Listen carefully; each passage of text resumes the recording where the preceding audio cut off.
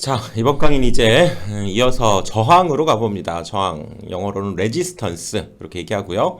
그때 이 R을 따서 저항을 R로 표현하죠. R로. 그래서 우리가 이제 전기에서 이 회로에서 전류의 흐름을 방해하는 그런 성분을 우리가 전기의 저항이다 이렇게 얘기하고, 지금 이렇게 우리가 건전지를 두고요. 이렇게 부하에다가 전류를 이제 흘려주는데, 뭐 이 도선이라든가 또는 이 부하가 갖고 있는 그 전류를 방해하는 성분들, 이런 것들을 우리가 저항이라고 하고, 그거에 대해서 한번 살펴보자가 얘기죠.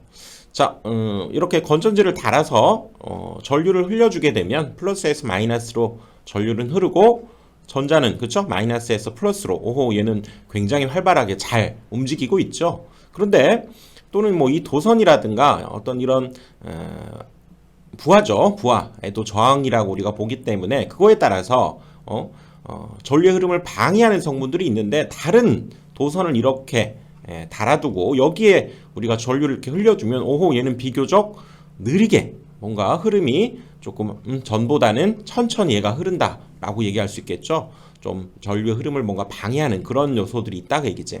그래서 그렇다면 요런 뭐 도선이라든가 전선 있죠. 이런 것들이 왜 전기를 방해하는 성분인 저항이 있는가 하고 그 원인을 한번 살펴보니까, 바로 그 물질들의 원자의 배열에 관련돼 있다는 거예요. 자, 한번 이 녀석을, 자, 이 도선, 이 도체를 한번 확대를 한번 해서 상황을 한번 봅시다. 비교적 도체죠. 전류를 잘 흐르게 하는 그런 물질을 우리가 도체라고 하고, 그런 녀석들은 이 원자의 배열이 이렇게 그림처럼 비교적 규칙적이고, 그렇죠? 안정적으로, 그렇지? 이렇게 돼 있어서, 오호, 전자를 이렇게 흘려 보내주면 비교적 이 사이를 얘가 뚫고 잘 흐르게 된다라고 하는 그런 상황, 그런 모양을 갖고 있다가 얘기지. 그리고 만약에 이런 절연체, 우리가 부도체다 이렇게 생각해도 되고요. 전기를 잘 흐르지 못하게 하는 것들은 가만히 보니까 이렇게 원자의 배열이 굉장히 불규칙하고 너무 빽빽하게 돼 있어서, 바로 이런 전자들을 흘려 보내려고 해도 바로 여기에 갇혀버리고, 그렇죠? 이렇게 되면서 전자가 흐르지 못한다는 것은 뭡니까? 전류가 흐르지 못한다, 이렇게 얘기할 수 있다는 얘기죠. 그래서 이 저항이라고 하는 것은 이런 도체의 종류나 굵기, 왜냐면 원자의 배열은 도체마다, 물질마다 다를 때니까 그런 종류나 굵기, 길이에 따라서 다를 거라는 거죠. 뭐 은 같은 경우를 한번 이렇게 흘려보내 보면, 얘는 비교적 원자의 배열들이 촘촘히 이렇게 돼 있어서 비교적 전자가 잘 이렇게 흐르게 되고요. 구리도 은보다는 조금 덜 흐르죠. 하지만 이것도 비교적 잘 이렇게 흐르게 되는, 도체의 종류에 따라서 조금씩 이 저항 성분의 값이 다를 것이다, 이렇게 생각할 수 있고요. 또 같은 물질이라도 이렇게 굵기를 뭐 크게 하거나, 그렇죠? 길이를 다르게 하면 역시 저항값이 달라질 것이다, 그 얘기지. 그래서 그 도체의 종류, 물질의 종류에 따라서 각각이 갖고 있는 고유 저항값을 로 이렇게 표현하고요. 그리스 문자재, P와 비슷해 보이지만 이렇게 쓰고요. 얘를 읽을 때는 로 이렇게 읽죠. 바로 각각의 물질이 갖고 있는 고유한 저항값이 있을 것이다, 그 얘기죠. 구리는 구리대로, 뭐 은은 은대로, 철은 철 있죠, 철. 세부치, 그런 것대로의 각각의 갖고 있는 저항값을 우리가 고유 저항이다 이렇게 얘기하고, 로 이렇게 표시하겠다는 거죠. 그래서 자, 똑같은 물질이라도 이렇게 얘가 만약에 통과해야 될 길이가 굉장히 길게 되면, 그렇죠? 굉장히 길게 되면 그만큼 더 저항값은 늘어나겠죠. 이렇게 짧은 길이를 통과할 때와 긴 길이를 통과할 때는 분명히 저항값이 그거에 비례해서 커질 것이다. 그래서 저항 R값은 흘러야 되는 그 도체의 길이를 L이라고 한다면 바로 L에 비례할 것이다, 이렇게 생각할 수 있고요. 또 마찬가지로 같은 길이라고 할지라도 이렇게 단면적이 굉장히 길게 되면, 마치 이것은 우리가 차선에 비유할 수 있죠. 우리가 왕복 2차선 이렇게 다니는 것보다는 왕복 여러 차선 이렇게 있을 때 그만큼 면적이 길게 되면 통과할 수 있는 그런 길들이 더 많을 테니까 이 녀석들이 훨씬 더 잘 흐르게 될 것이다, 그 얘기죠. 그래서 저항값은 바로 면적에는 반비례할 것이다, 그 얘기지. 면적, 그쵸? 면적이 크면 저항은 적어지니까, 면적이 크면 저항값은 작아지니까 반대로 동작하는, 즉 반비례할 것이다, 이렇게 얘기할 수 있다는 거지. 응? 그래서 이때 우리가 저항을요 이렇게 삐뚤빼뚤하게 뭔가 흐름을 방해하는 그런 표시로 이 빨간색 표시처럼 이렇게 나타낼 거고, R로 표시하죠. 레지스턴스를 따서 R로 쓰고요. 단위는 오hm, 그리스 문자죠. 오메가, 이걸 가져다가 오음이라고 우리가 단위를 붙인 거지. 그래서 방금 살펴본 대로 이 저항이라고 하는 것은 각각이 갖고 있는 고유 저항이 있고요. 그렇지? 로. 그리고 길이에는 비례하기 때문에 분자에 써주고, 그 다음에 면적에는 반비례하기 때문에 분모에 이렇게 써서 표현하면, 아, 저항은 이렇게 나타낼 수 있겠다, 이렇게 얘기할 수 있죠. 그래서 이 녀석이 고유 저항, 이 녀석이 길이, 이 녀석은 단면적, 이렇게 얘기할 수 있죠. 그래서 고유 저항은 다시 한번 설명하면 어떤 물질이 단면적 1제곱미터당 또 1m에서 그렇죠? 갖는 저항값을 우리가 고유한 저항이다, 고유 저항이다, 이렇게 얘기하고, 바로 연동선의 고유 저항은 58분의 1이래요. 단위는 오hm 제곱밀리미터 퍼 미터, 이렇게 되는데 단위는 조금 이따 한번 살펴보고요. 아하, 각각이 갖고 있는 고유의 저항값이구나, 이렇게 얘기할 수 있다는 얘기죠. 그 다음에 경동선, 조금 딱딱한 거지. 얘는 좀 부드러운. 이 녀석은 구리로만 이렇게 구성이 되어 있는 것을 우리가 연동선 그러고요. 경동선은 조금은 딱딱한, 얘는 구리에다가 주석까지 이렇게 SN 이렇게 표현하죠.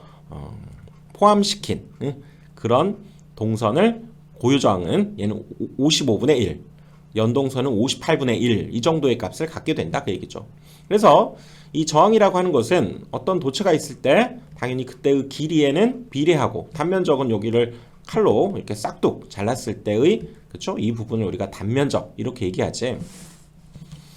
그런데 여기에서 사실 이 고유 저항이라고 하는 것은 단면적 1제곱미터 당이라고 하는 값이 들어있기 때문에요. 우리가 여러분들 대부분 뭐 전선이라든가 어떤 물질에 전류를 흐르게 되면 이 제곱미터라고 하는 것은 굉장히 사실은 큰 값이죠. 그래서 이걸 대신해서 사실은 요 우리가 지름을 밀리미터, 제곱이 아니라 밀리미터 단위로 표현하는 것이 더 현실적이고 합리적이죠. 그래서 바로 이 제곱밀리미터가 이 단위 값으로 쓰이게 되는데, 자, 한번 가봅시다. 자, 이 식을 우리가 변형을 해보면 R이라고 하는 저항은 로 S분의 L 이렇게 됐죠. 그래서 이 로를 표현하기 위해서 S분의 L을 이쪽으로 이항시키면 얘는 L분의 S가 되는 거지. 그래서 로는 R 곱하기 L분의 S라고 하는 요 식을 얻어낼 수 있고요. 자, 이 고유 저항의 단위를 생각해 보면, 자, 저항 뭡니까? R은 바로 오음이죠, 오음. 그리고 얘가 오음이지, 오음이 되고요. 그 다음에 여기 면적은 제곱미터 이렇게 되죠, 제곱미터, 그치?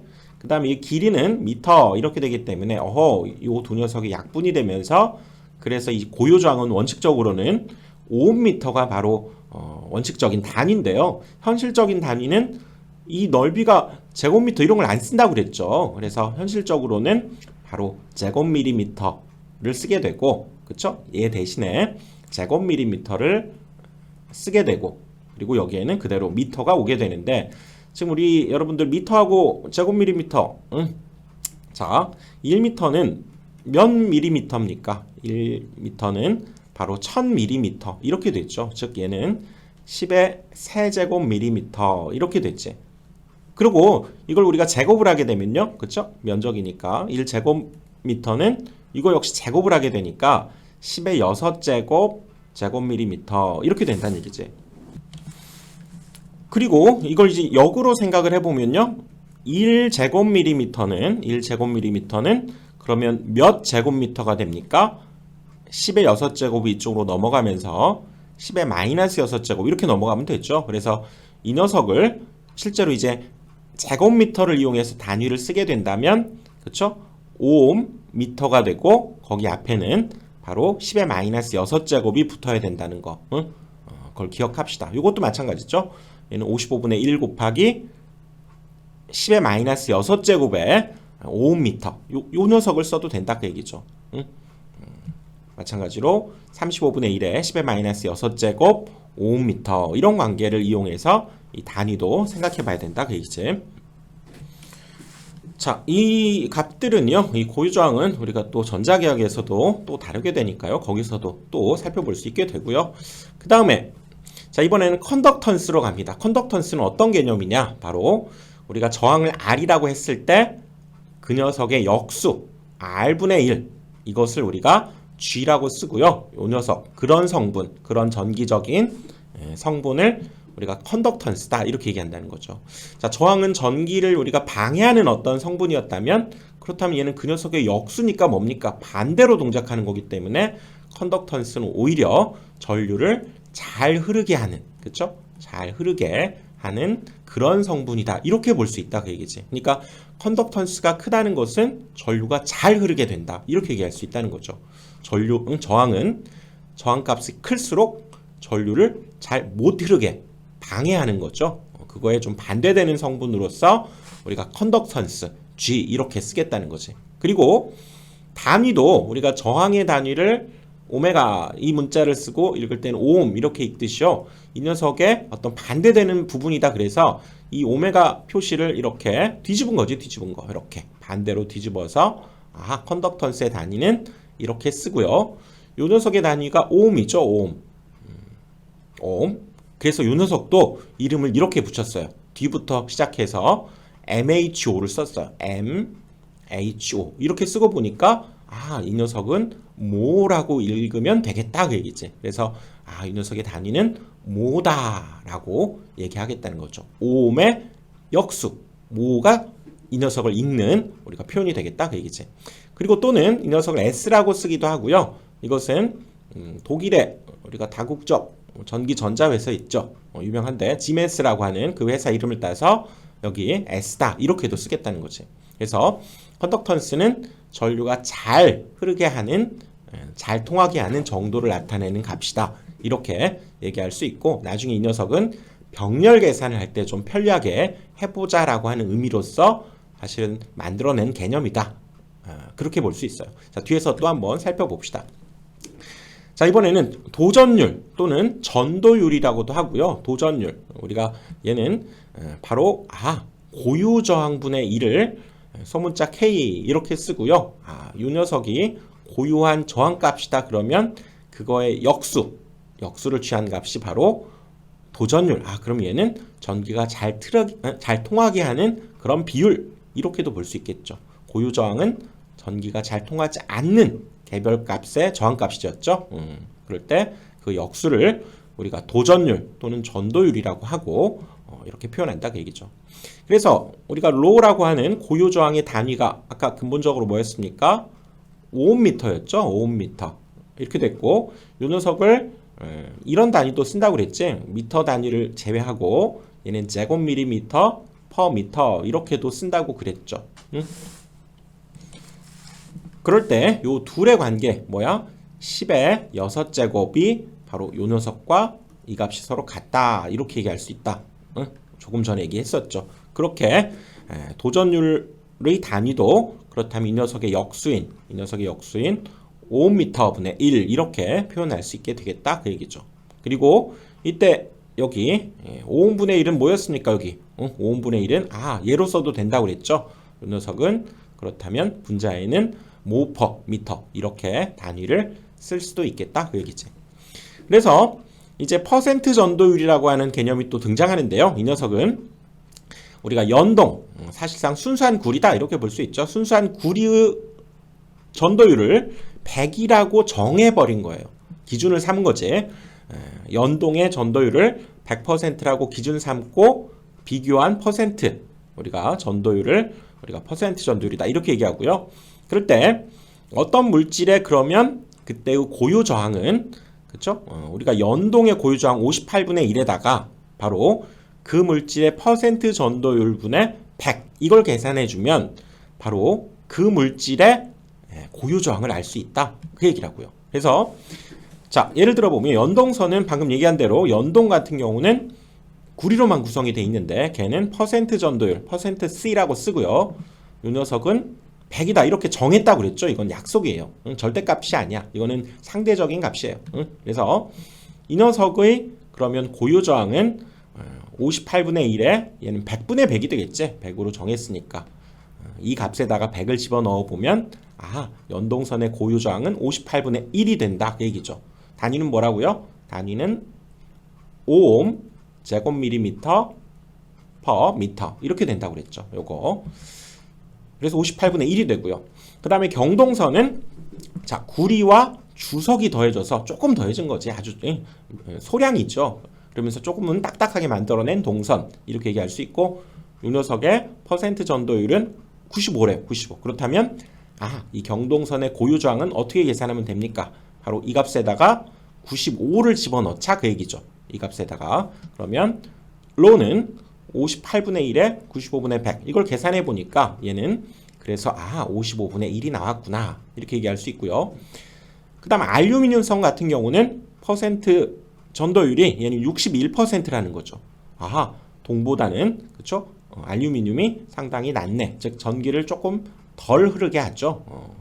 그래서 이거 역시 이 녀석의 고유저항을 구하기 위해서는 여기에다 61을 대입해서 바로 58분의 1 곱하기 61분의 100 이걸 계산해 주니까 이걸 계산해 보면 35분의 1이 된다 그 얘기죠. 그러니까 지금 분모가 사실은 이렇게 작아지면 작아질수록 저항값은 사실 큰 거죠. 그치?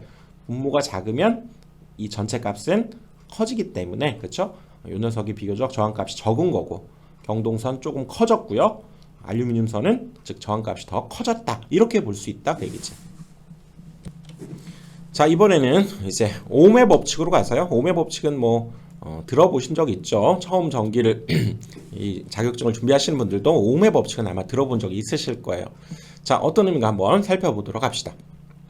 자 이 건전지를 이렇게 달고 역시 전구 그다음에 이거 스위치 모양인데요. 이 녀석을 이렇게 스위치를 닫게 되면 그렇죠? 이렇게 불이 들어오게 되겠죠. 그치? 근데 이제 이런 모양들을 앞으로는 요거 전지 대신에 이런 표시를 쓴다고 그랬죠. 플러스가 요거 긴 쪽이 플러스, 작은 쪽이 마이너스를 뜻하고 그 다음에 이 부하도 일종의 저항이다 이렇게 볼 수 있기 때문에 이렇게 저항 표시로 쓰게 되고요. 그 다음에 이렇게 스위치도 이렇게 복잡하게 그리지 않고 이런 모양으로 얘를 눌렀다 뗐다 이렇게 앞으로는 회로를 좀 이용하자 그 얘기지. 이렇게 누르게 되면 전류가 통하고 열면 전류가 통하지 않는다 이런 상황인 거죠. 그래서 자, 이 상황에서 이 녀석 전압의 크기를 세게 한번 해보면 바로 그만큼 전류가 더 많이 늘어나겠죠. 그래서 좀 강력한 전지를 써서 이 전압을 좀 세게 했더니 전류가 더 많이 흐르게 되고 그렇죠? 그래서 전류라고 하는 것은 바로 여기에 전압이 주어지면 그 전압이 센 만큼 그만큼 전류가 더 늘어날 것이다. 그래서 비례할 것이다. 비례한다. 그 기호를 이렇게 써요. 이렇게 비례한다. 전류가 전압에 비례할 것이다. 이렇게 얘기하고 그 다음에 자, 요 녀석보다는 조금 더 강력한 저항을 갖는 저항이 센 녀석을 이렇게 달아서 전류를 흘려보내면 저항은 뭡니까? 전류를 못 흐르게 방해하는 성분이기 때문에 저항이 크면 전류는 줄어들 것이다. 즉 전류와 저항 사이에는 반비례 관계가 성립할 것이다 라고 하는 것을 생각해 볼 수 있겠죠. 그래서 반비례라고 하는 것은 I가 R분의 1에 비례한다. 즉 I가 R과는 반비례한다. 우리가 이렇게 얘기할 수 있다는 거죠. 그래서 방금 얘기했던 것을 우리가 정리를 해보면 바로 전류는 이렇게 전압이 센 만큼 많이 흐를 것이고 그렇죠? 또 저항이 큰 만큼 또 적게 흐르기 때문에 바로 저항에는 반비례한다. 이 녀석을 이제 우리가 한꺼번에 써보면 바로 그쵸? I는 분자에는 볼트 얘를 비례하는 값을 쓰고요. 분모에는 반비례하는 값 R을 이렇게 쓰게 되니까 결국 전류라고 하는 것은 전압에 비례하고 저항에 반비례한다라고 하는 이 식을 얻어낼 수 있다. 이것이 바로 오음의 법칙이다 그 얘기죠. 바로 전류와 전압 그 다음에 저항 사이의 관계를 표현한 그런 법칙이 오음의 법칙이고요. 자, 이 녀석을 조금 변형해 보면 그렇죠? 이건 뭐 계산의 변형이니까 R이 이쪽으로 곱해지면 V도 표현할 수 있죠. 그래서 자, R이 이쪽으로 곱해지면 V는 IR 이렇게 나타낼 수 있고요. 또 이 녀석 이번에는 우리가 여러분들 분수식에서 이거 알아야죠. A는 B분의 C다라고 하는 식이 주어지면 얘네 둘이 자리 바꿔도 늘 성립해요. 이거는 뭐 수학적인 기법이니까 기억을 해두세요. 얘네 둘이 바꾸면 늘 이 등식이 성립하는 거지. 그래서 자리 바꿔준 값 얘네 둘이 자리 바꾸면 R은 그러면 I분의 V다라고 하는 식도 얻어낼 수 있어서 이 녀석들을 이제 자유자재로 사용할 수 있도록 익혀야 되는 거죠. I는 R분의 V, V는 I분의 R, R은 I분의 V라고 하는 것이 결국 이 식으로부터 나온 것이다. 이렇게 생각하면서 자유자재로 사용할 수 있어야 되겠죠. 그래서 이 오음의 법칙을 이제 처음 접하시는 분들은 이제 이런 기호로도 한번 외워볼 수 있는데 어떻게 외우냐면요. 여기에 이렇게 이런 기호로 해서 여기에 우자처럼 이렇게 동그라미 하고 이렇게 하고 VIR 이렇게 써놓은 상태에서 그렇죠? 이제 앞으로 많이 써먹게 되긴 하는데 한번 봅시다. 이렇게 외우기도 한다는 거죠. 자, 이 상태에서 자 V를 구하고 싶으면 이 그림은 외워야죠. V를 가리고 이렇게 가리고서 이 두 녀석은 바로 옆에 있잖아요. 곱의 형태로 우리가 나타내 볼 수 있다 그 얘기죠. 아하, V는 IR이다 이렇게 생각을 하면 되겠고요. 그렇죠? 그 다음 이번에는 만약에 I를 구하고 싶다. 그러면 이렇게 I를 가리고서 그럼 얘는 여기 선이 하나 이렇게 있잖아요. 그래서 얘는 R분의 V다. 그래서 I는 R분의 V다. 이렇게 외워주면 좋겠고요. 그렇죠? 이렇게 이번에는 R을 만약에 구하고 싶으면 R을 숟가락으로 샥 가리고 뭡니까? 바로 R은 그러면 여기도 이렇게 선이 있기 때문에 I분의 V다. 이렇게 외우는 방법이 이런 방법이 있다는 거죠. 그래서 이 오음의 법칙이 사실은 우리에게 가져다 주는 게 바로 뭡니까? V는 IR 이 녀석이 뭐 오음의 법칙이다 이렇게 볼 수 있고요. 즉 어떤 두 개의 값을 알게 되면 나머지 하나의 값을 저절로 알 수 있게 되는 매우 우리가 전기회로에서 아주 정말 중요하고 널리 쓰이는 그런 방정식이 되는 거죠. 오음의 법칙.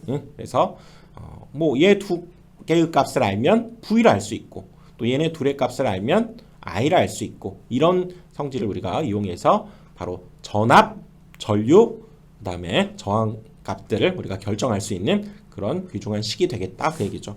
자, 이번 강의는 여기까지 하고요. 다음 강의에서 이제 또 저항의 접속으로 넘어가 보겠습니다.